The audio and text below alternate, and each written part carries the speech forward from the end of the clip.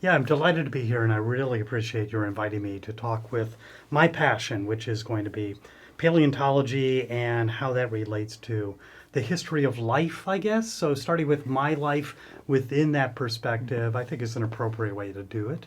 I started out as a scientist in my backyard in Terre Haute, Indiana, where I was fascinated with spiders, ants, beetles, anything that was crawling about on the ground.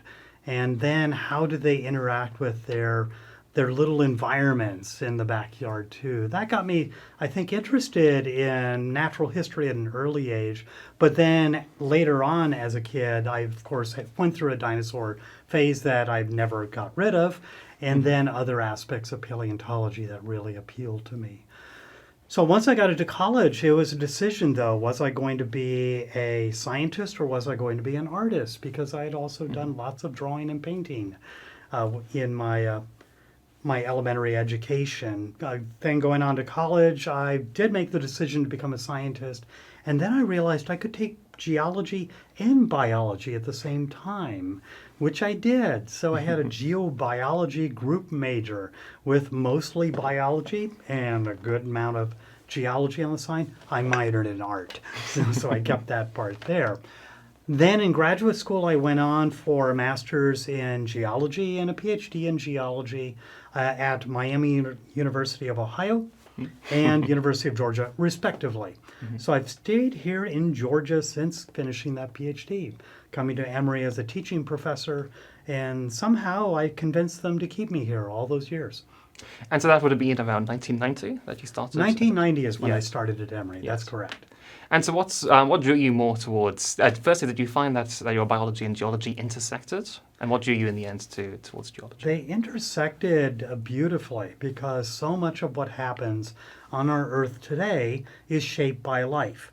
It's this very thin skin of life, admittedly, but it is impacting the atmosphere, the oceans, the land in ways that are very deep and profound.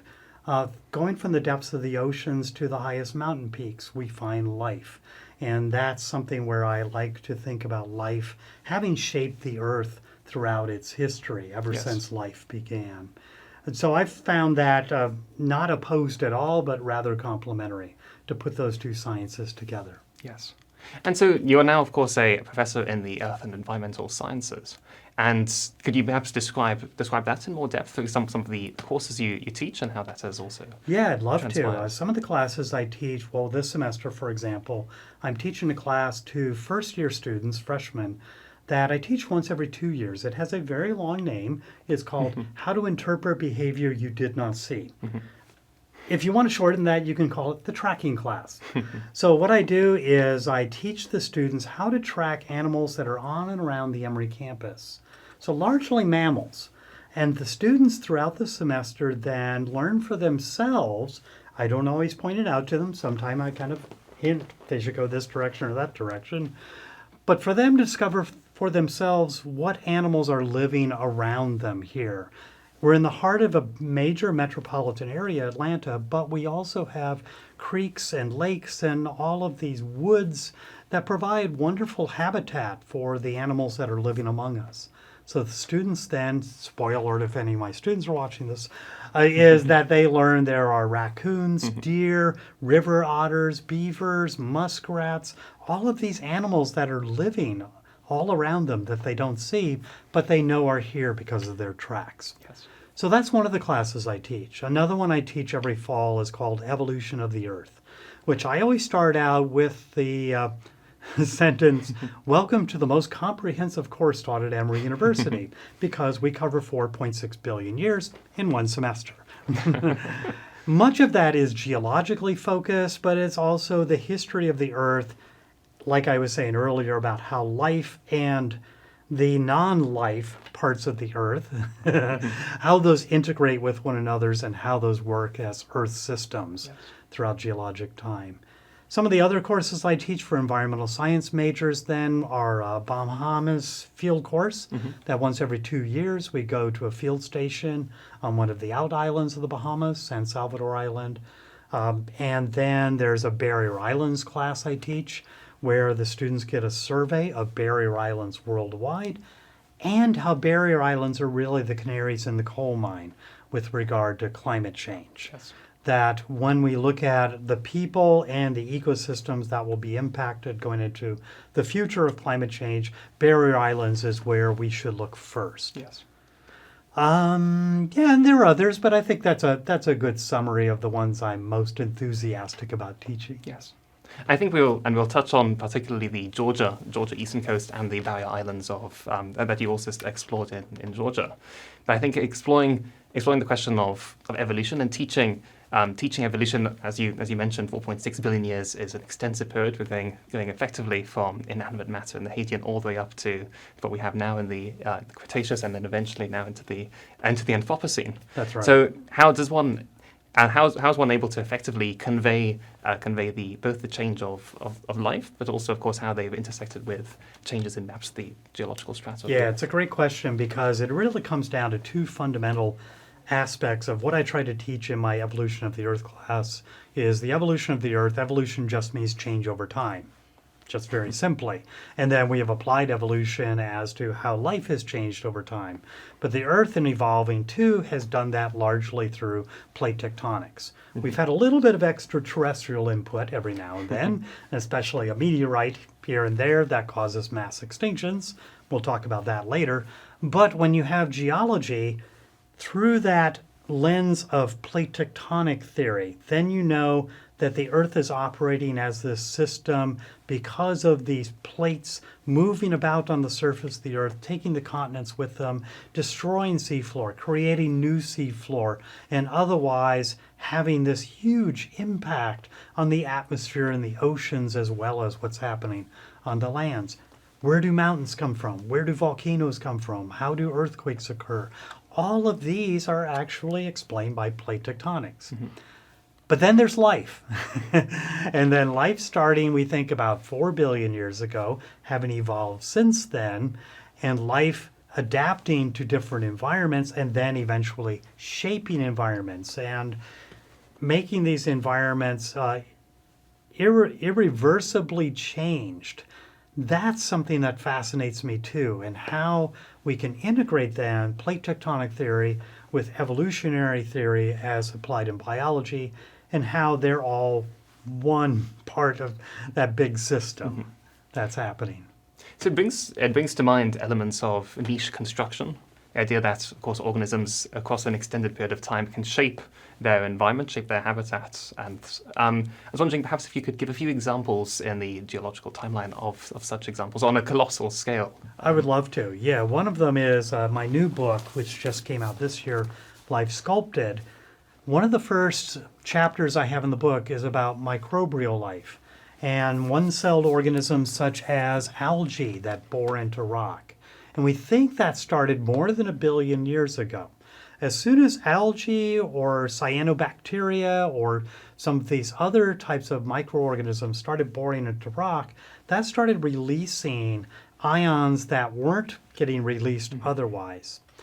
Then another book of mine, and that happened on a massive scale, still is today, because it's called Bioerosion. It's still here, and it's still changing the world.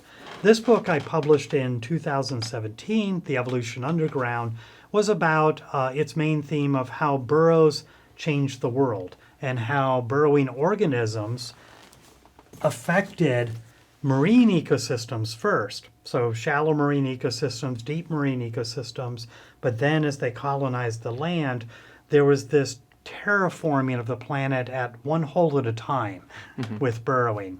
Now we look at a world that has been completely transformed by burrows, and those burrows also served as niches for those animals to be able to survive mass extinction events.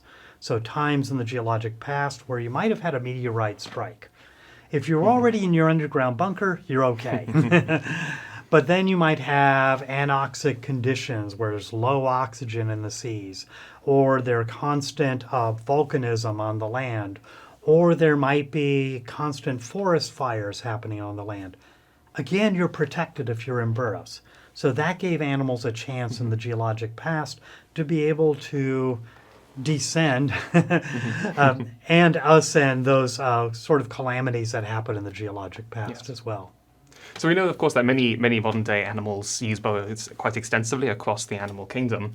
How do you infer historic patterns of animal burrowing from existing modern burrowing patterns? It's a great question to ask because sometimes when I look at a burrow, a fossil burrow, for instance, in an outcrop, other people who are with me, it's like, well, how do you know that the burrow? And I say, because I've seen thousands of them, but they do have to have some sort of regularity to them that tells you that there was some sort of agency behind it. What I like to do is say there's a holy trinity in my discipline of ichnology, the study of traces. That holy trinity is substrate, so something that is preserving a trace of the behavior of the animal, the behavior itself, and its anatomy. So those three together then means there's some sort of agency in that. You might just call it a hole in the ground, but there's some sort of agency behind its creation, how it was made by an animal. So an example I have here. This is actually a fossilized burrow that's from the Georgia coast. It has kind of a bumpy exterior, and you can probably see that, the bumpy exterior. It's quite sandy, and it's cemented by iron. Now, I know the iron was probably caused by bacteria that were in the burrow, anaerobic bacteria that fixed the iron with sulfur originally, so making a pyrite on a microscopic scale. But then groundwater percolated through here later, oxidized it, made it a nice oxidized iron, and it feels like a pipe because of that. But the lumpy bits on the side are pellets that a burrowing shrimp left there. And the burrowing shrimp took those pellets, rolled them up into little bricks, kind of in its wall, pasted those with good old 100% all natural shrimp spit. Then it made it a durable structure that now I can hold this 50 million years later and say, yes, a shrimp burrow did this. And I've seen burrows very similar to this in both size and form, going all the way back to the Permian period, more than 250 million years ago. So I can say pretty decisively, yes, this is a burrow, and this is what caused it. So there's that. An even older burrow, and I love this one because it's a local burrow. It's from northwest Georgia. It has kind of this banana shape to it, you see.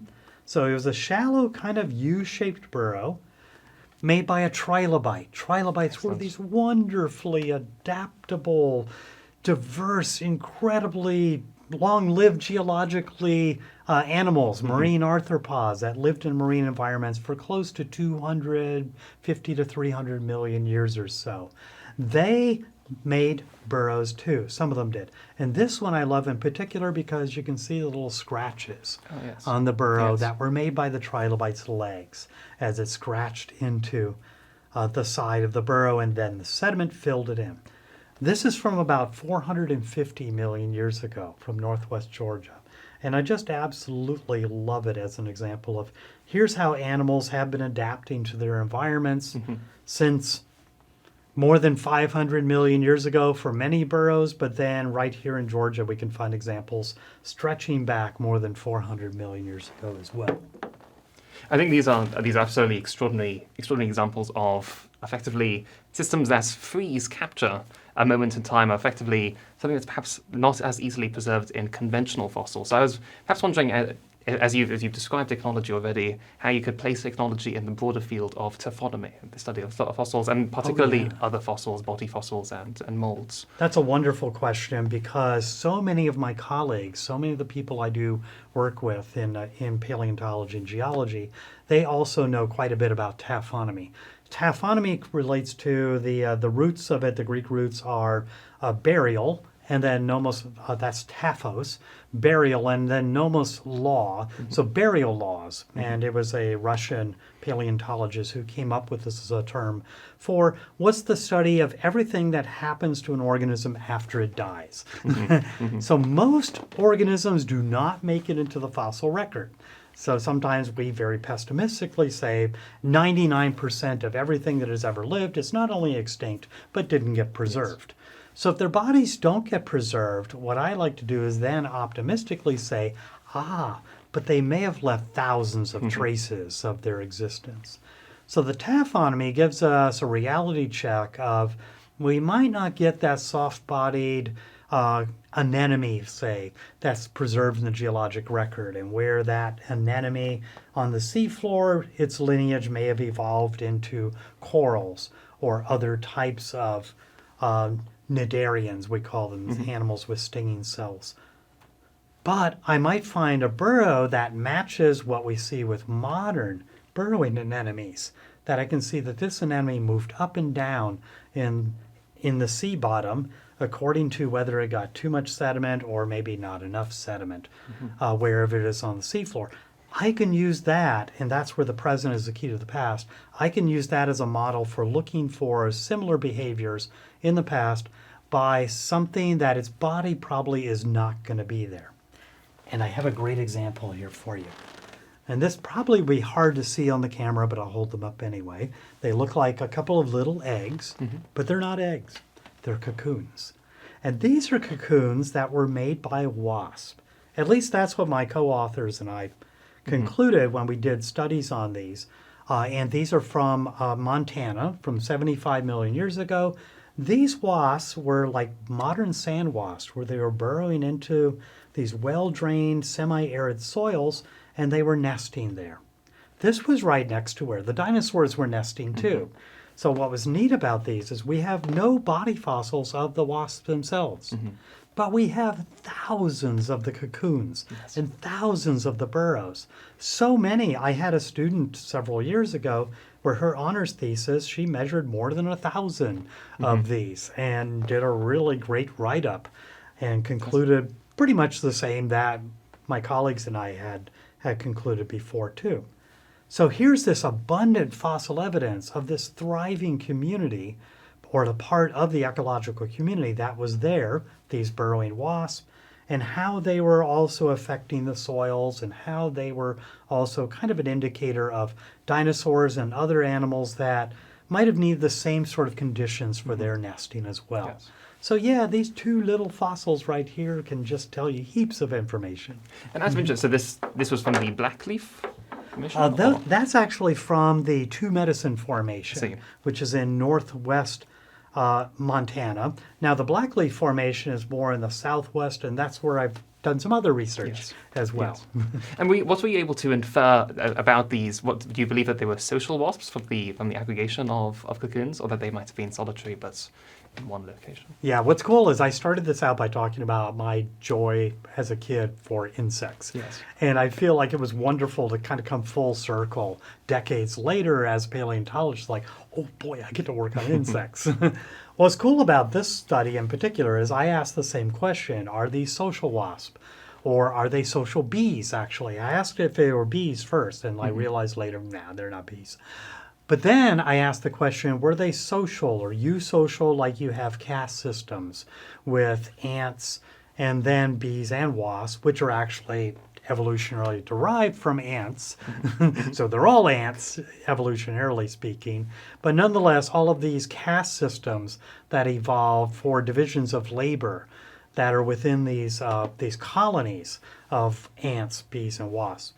With these, I always saw individual burrows. And I didn't see any that had, say, a central tunnel that had branches coming off of them. That would be more typical of a social or kind of a semi-social wasp, where you might have multiple mothers using the same nesting spot, for instance.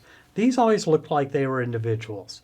So we came to the conclusion, and my student, Maya Bradford from several years ago, she came to the same conclusion, that these were probably from burrowing solitary wasps. What that indicated was that these were well-drained soils. They were not wet. They were not underwater. Otherwise, they couldn't have nested. So definitely dry, semi-arid conditions, probably kind of alkaline a little bit. So not so much acidic, but more of a basic kind of soil, and also a well aerated soil. So there was enough oxygen, and hopefully through the burrowing too, that was creating enough oxygen that these little wasp grubs could grow up to be mamas too. Fantastic. And I think you've really highlighted, particularly in the context of the shrimp burrows, one of the methods of using petrochemistry in order to effectively identify, also, of course, morphology.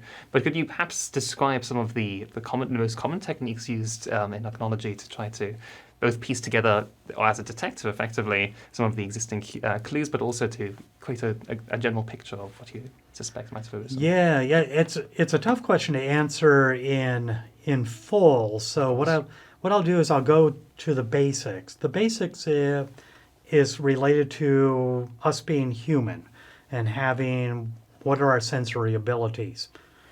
I know that sounds really basic, but much of what I do in ichnology is based on search images. So what I do is that I practice looking at a lot of modern traces. And for this, I go to the Georgia coast quite a bit for honing these skills. So those modern traces, once you have learned, and once you've learned from your mistakes you've made on those, because science is always self-correcting, once you've learned from your mistakes and once you've learned these search images, that then gives you a better ability to see the same thing in the rocks. From there, then, you have to use the kind of taphonomy filter. Ask yourself, what would get preserved? So there's where you take a little bit of leap of imagination and ask, how does what I'm seeing here get preserved in any way? And sometimes we do get freak occurrences of where a track that has, say, skin impressions on the bottom of a dinosaur foot, for example. Sometimes that does get preserved, but usually not. So I always ask myself, what is most likely to get preserved? And then when I'm looking at the rock record, I sometimes will be, as Isaac Asimov once said, science does not progress by yelling eureka, but by saying, that's funny. From that, then, our best tool is measurement. We try to do as many measurements as we can and verbal descriptions to augment our measurements. But the power of trace fossils are numbers, that we can get huge sample sizes for these fossils. Like there might be one bone of one particular animal from 250 million years ago. It's really rare. But then if we find a whole bunch of its burrows, then we're like, oh, now we're cooking. Yes. That we can actually get some good measurements and we can start making some more detailed interpretations of behavior from those. Yes. So I would say search images are extremely important, but then from those search images, then using very good descriptions and quantitative methods that ask ourselves, is what I'm looking at real? And if it is real, what does it reflect? So Yes. a lot of times we are quite self-doubting, but the more numbers we get, the more sure we get Yes. about our conclusions. Now, interested as well, of course, a challenge in any fossil record, for that matter, is instances of overlapping information, of course, across boundaries. You mentioned this in the context of Spartina or cordgrass, and cases in which perhaps an ancestral population has an overgrowth of a modern population that interferes with your analysis. How can you describe that process? How does one actually separate out that information evidentially to Oh my gosh, yeah. And this is again where the present is not only the key to the past, but the key to the future. Yes. In that when I go to the Georgia coast, for instance, occasionally, and I've written about this in several of my books, so thank you for using that example, because there are sometimes these relict marshes. So it's where a salt marsh used to be. And the mud layers might have been, say, more than a meter thick. But what happened over time, if it gets buried by sand, so some storms happen, a few hurricanes, especially several years in a row, dumps enough sand on top of that salt marsh that it's no longer a marsh. The plants are basically smothered. The animals that were living in that marsh, they can't live there anymore. They can't make a living from that. With the sand there, new animals come in and burrow into the sand, not knowing that there's a marsh underneath, etc., so on. Over the course of several hundred years, what happens is the mud compacts because of the overlying sand. And the mud continues compacting, and it gets down to about maybe a third or a fourth of that original thickness. And it's firm enough, I can dance on top of it, and I do not sink into it. What it also preserves are the nubs of the grasses, the smooth cordgrass that used to live there, and the root systems are still there. The burrows made by the fiddler crabs are still there. The mussels and the oysters that were living there, still there. So this relic marsh 500 years later is getting exposed by erosion at the Georgia coast, on Sapelo Island, St. Catherine's Island, and some other places. And when I look at that, I'm looking at this relatively recent geological picture of how might that get preserved in the geologic record, but then also how environments might change over time. What really messed me up in that, it sounds like a very nice, neat picture, it's wrapped in a bow, oh, everybody's happy. But then plants. I never trust plants. Don't trust plants. I'm always worried. Okay, yeah, because plants will do a number on you. Here are these Spartina, living Spartina, that were actually taking root in that 500-year-old marsh where their modern roots are right next to and mixing with the 500-year-old roots. And I thought, okay, if I were a paleontologist of the future, how would I interpret that? Would I make the bad mistake of saying, oh, these were part of the same community, when that would be absolutely rubbish? No, that's wrong. Yes. Not too far off, geologically speaking, 500 years, that's not bad. But nonetheless, there was a gap between this community and that community. And then how do these ecological communities then overlap with the signatures they leave in the geologic record? That to me is fascinating too. Yes. Not least as you've described, the Spartina root systems can be quite complex and can overlap quite considerably. Yes. Oh my gosh, yeah, they're so complicated. That's where I really wish I could do more work with a botanist who would know much more about that so they can handle that part of it.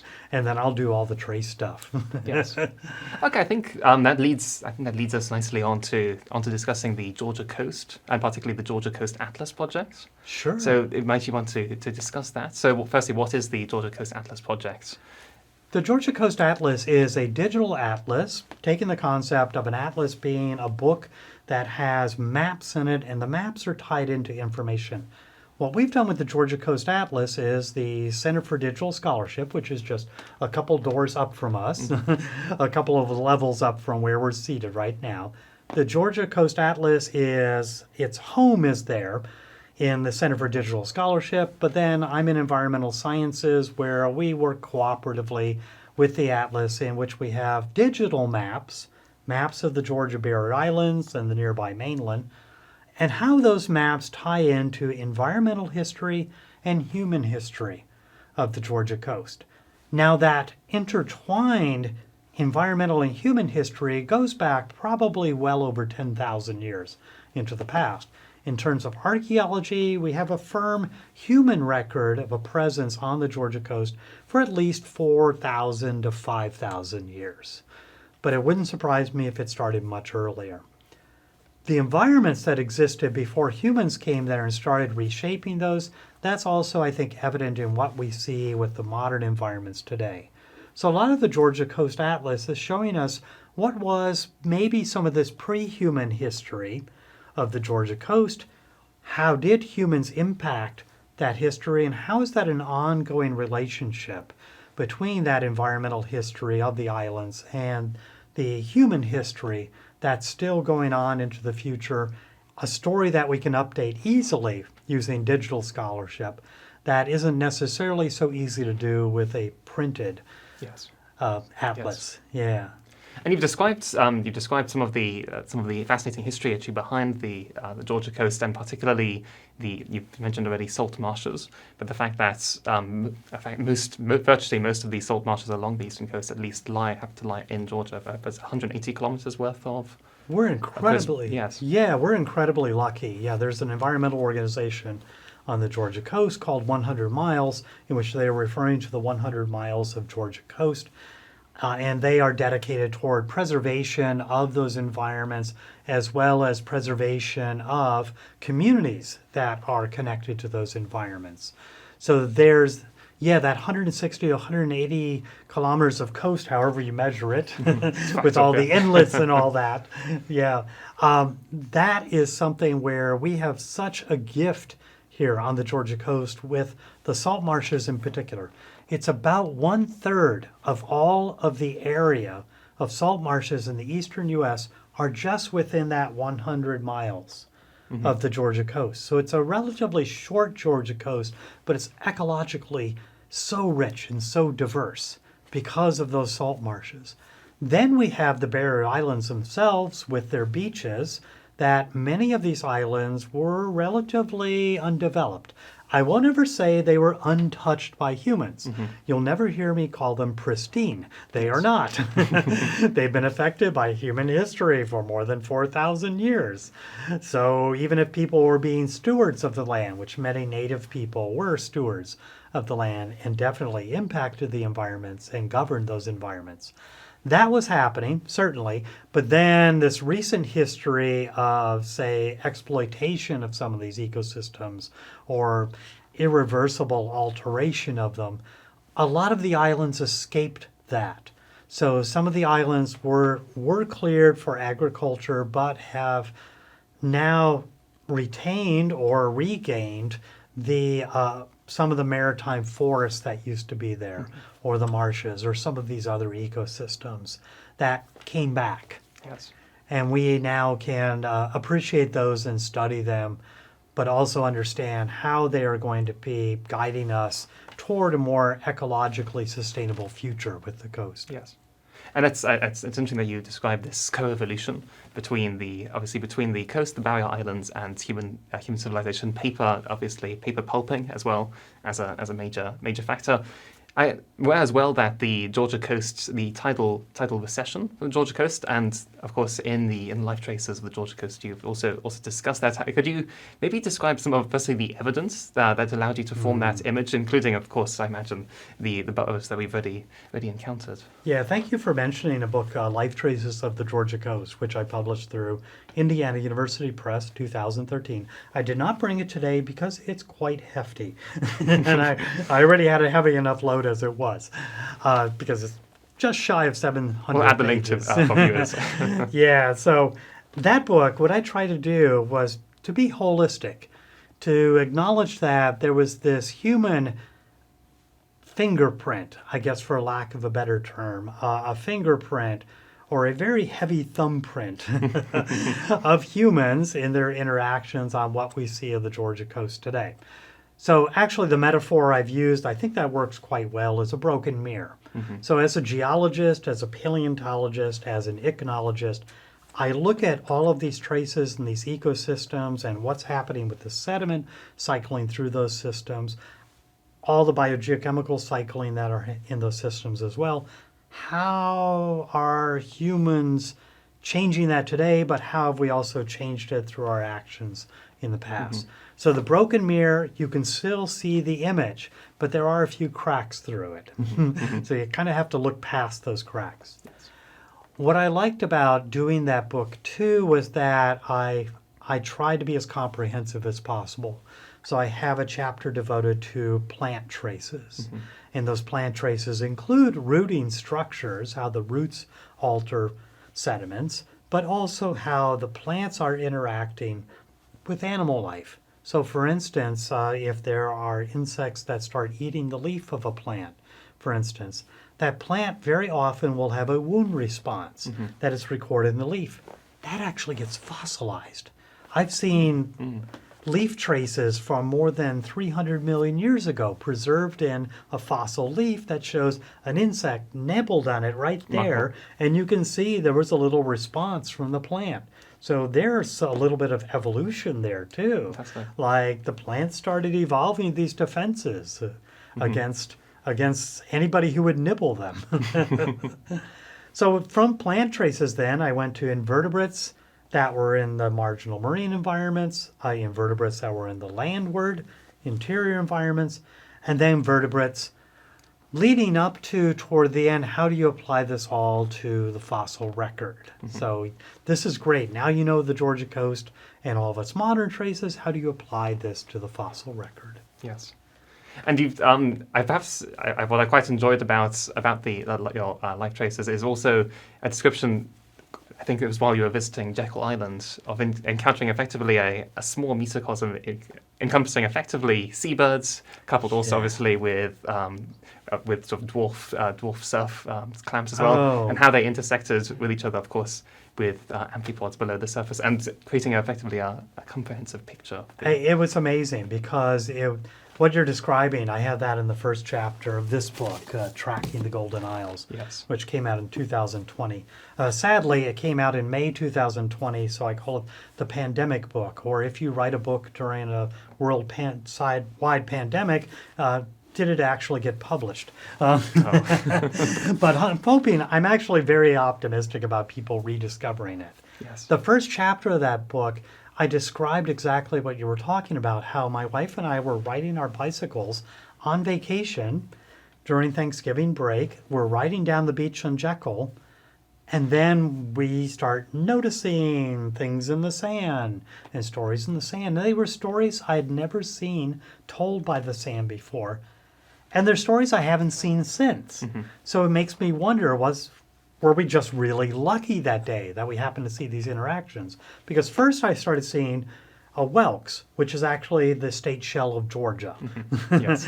Yeah, the knobbed whelk. These really big marine snails, carnivorous marine snails. They get huge. When they get exposed at low tides, and let's say the waves wash them up on the shore at high tide, and they're exposed at low tide, they burrow. Mm-hmm. So they use their muscular foot to burrow, and they get buried. Well, we could see these flaps of sand that showed there's a buried whelk down there. The thing is, we're not the only things that can do that. Seagulls can do that too. So seagulls see that flap and they go, food. Me, I look at it and I go, science.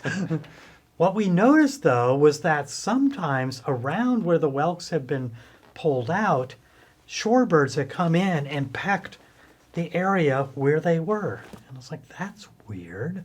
Why did they do that? Mm-hmm. And the reason why was because they had exposed this sand that had all of these little crustaceans, amphipods, that the little shorebirds are like, it's an all-you-can-eat buffet. And they showed up and started poking holes all in those former whelk homes. Yes. So all of these interactions then were getting exposed by just a ride down the beach. Oh, and the best thing, too, we started seeing these concentrations of these little clams.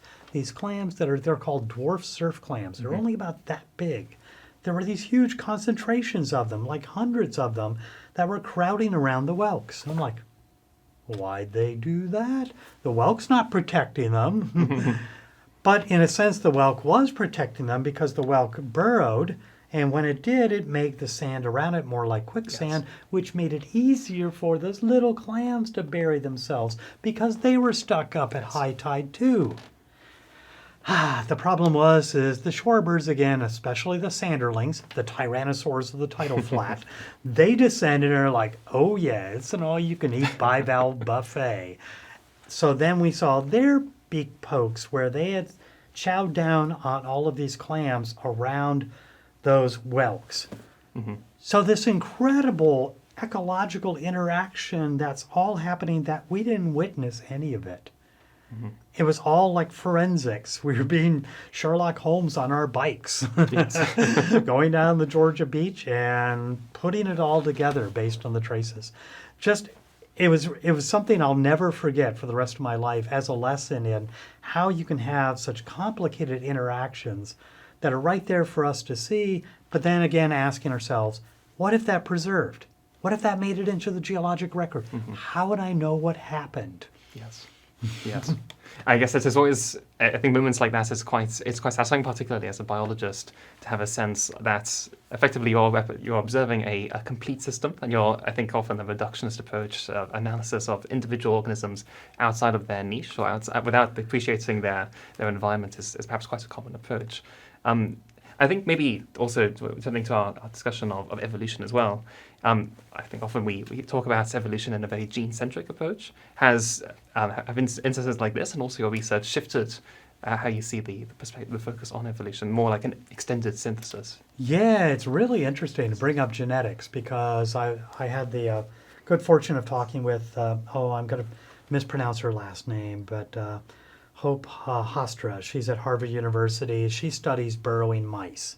And during a visit here at Emory, we had a lovely discussion where I started talking about burrowing and the evolutionary history of burrowing in mammals, for instance. And she had done this wonderful research where she showed that some of these dune mice, like we have on the Georgia coast that burrow into the dunes, that if you changed one gene, just one gene, a close relative, for instance, didn't have that gene, it did not burrow.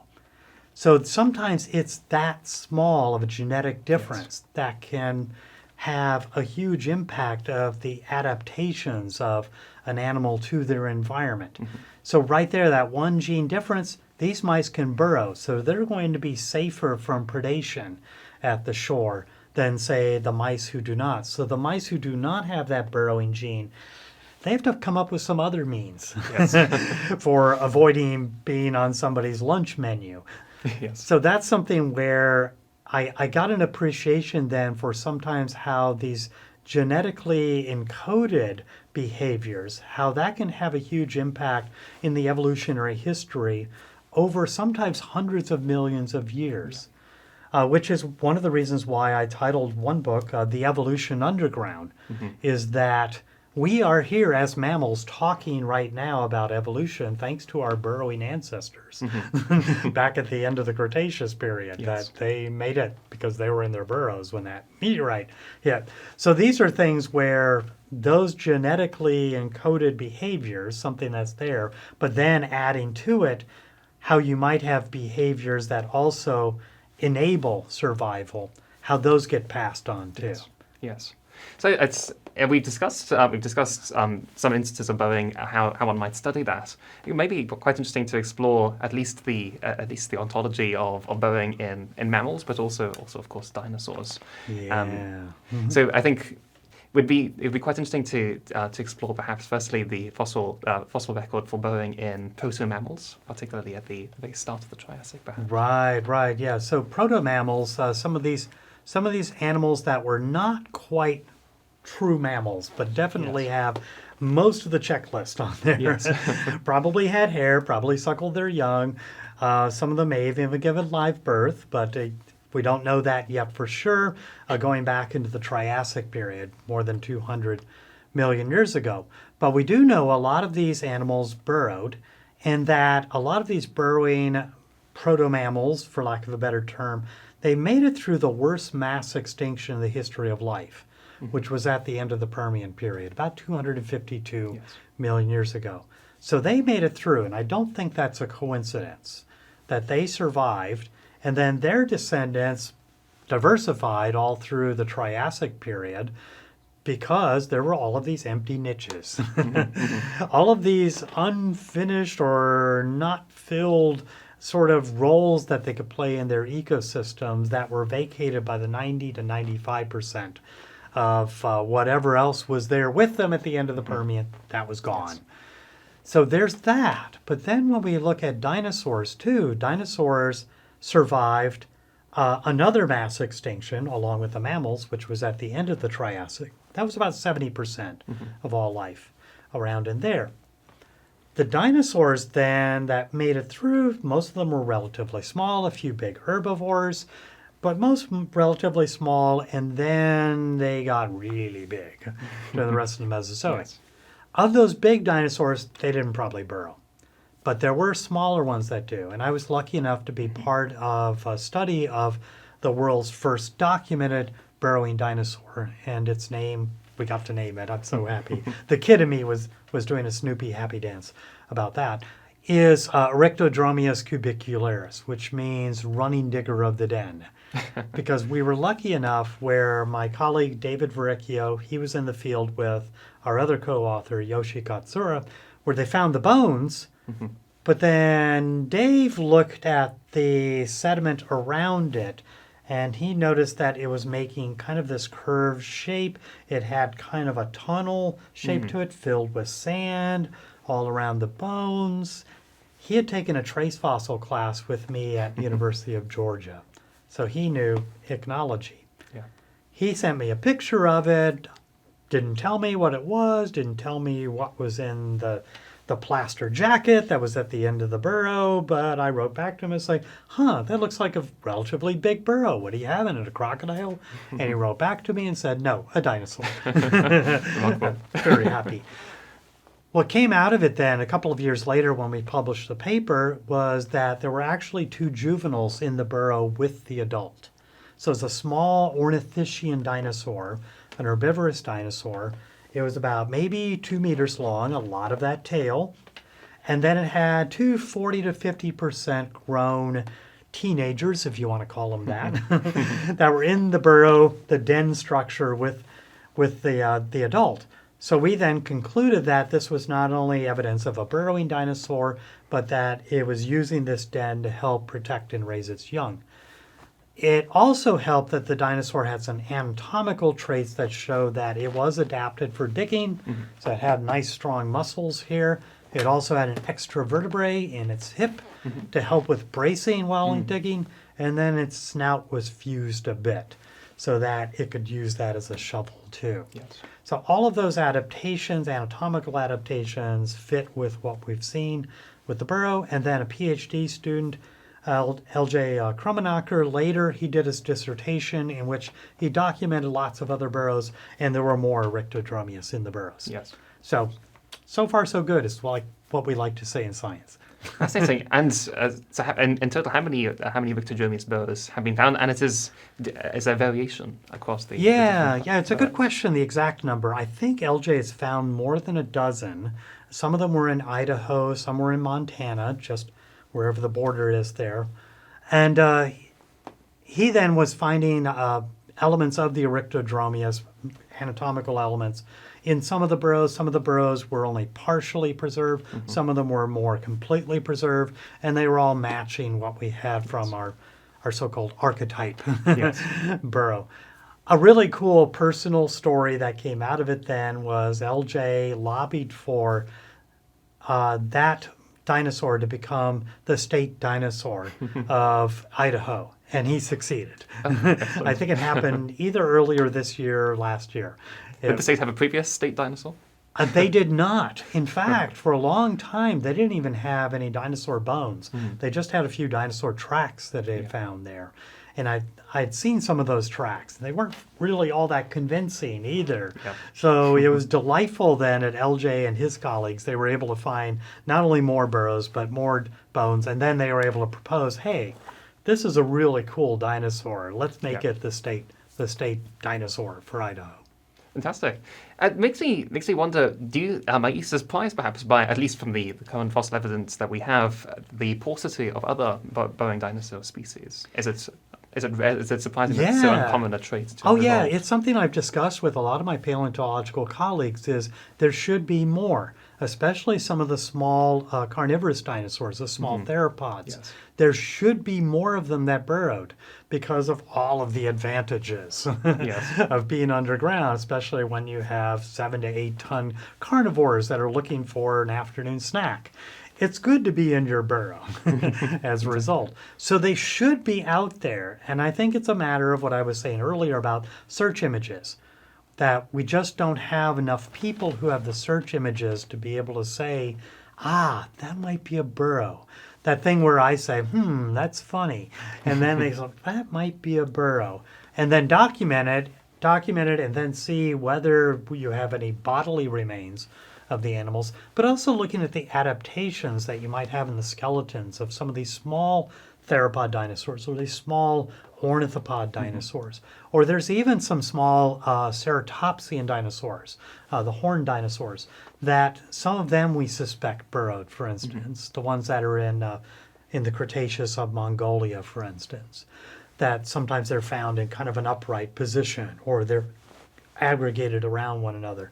When we have those sort of clues, we start thinking about how some of these smaller dinosaurs in particular probably were burrowers. We just need more evidence of them. But the one thing I like to point to, that there were some dinosaurs toward the end of the Cretaceous that must have burrowed, is we have burrowing birds. Yes. Yes. Because birds are dinosaurs. They survived the end of the Cretaceous. All of the non-bird dinosaurs had the misfortune of not being burrowers at that time. They died out. But the birds that survived, they probably had underground nests. So the birds we have today that have underground nests, like puffins, some of the fairy penguins, in fact, a good number of the penguins, some shearwaters, and some of these other, kiwis. How can I forget kiwis? Of course. Yes. That they have these wonderful underground nests that are perfect for avoiding predation or some of the awful things that happen on the surface. Yes. So I'm convinced someday we're going to find good evidence of burrowing avian dinosaurs from the Cretaceous as well as the burrowing non-avian ones. We're going to find more of them someday. Yes. But at least, unfortunately, thus far, the record, and at least in public eye of Archaeopteryx, as among the first records of protobirds, there was no evidence of. That's right. burrowing. So Yes. hopefully we got things started with that, and science is sometimes slow. Yes. So we'll see what happens going into the future. Yes. So I think as we're drawing to the end, if we could maybe also discuss maybe the introduction to the study of dinosaurs. Oh, yeah. So one of your Yeah. first books, perhaps. Thank you. Yes, that was actually my first book. I was asked by Blackwell to write a dinosaur textbook. I said, but I don't know dinosaurs very well. So I said, okay, I'll humor them. I'll write a book proposal. I sent it in. They loved it. So, okay, I'm a victim of my success, I guess, in that respect. Good victim So I thing. wrote a first edition. It was okay. I mean, it was an okay textbook. But then 5 years later, I wrote a second edition. And that one was better than okay. That one did pretty well.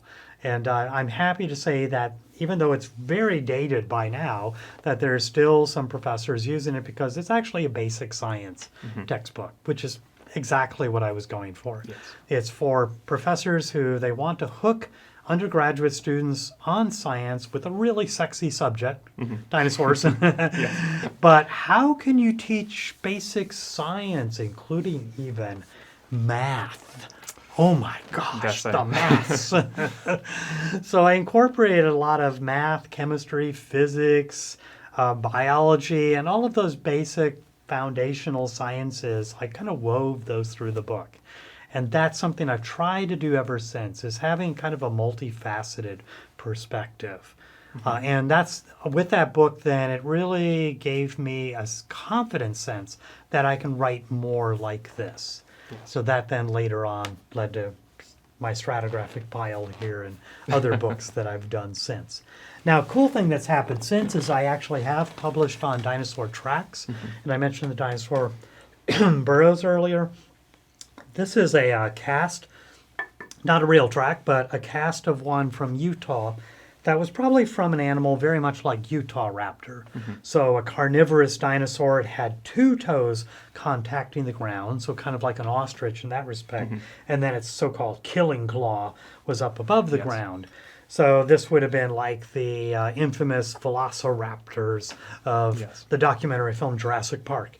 So this is kind of cool. I've seen these in the field, and I saw them in the field with one of the paleontologists who discovered them, Martin Lockley, who does a lot of work on dinosaur tracks. So I've been able to do a few studies on dinosaur tracks too.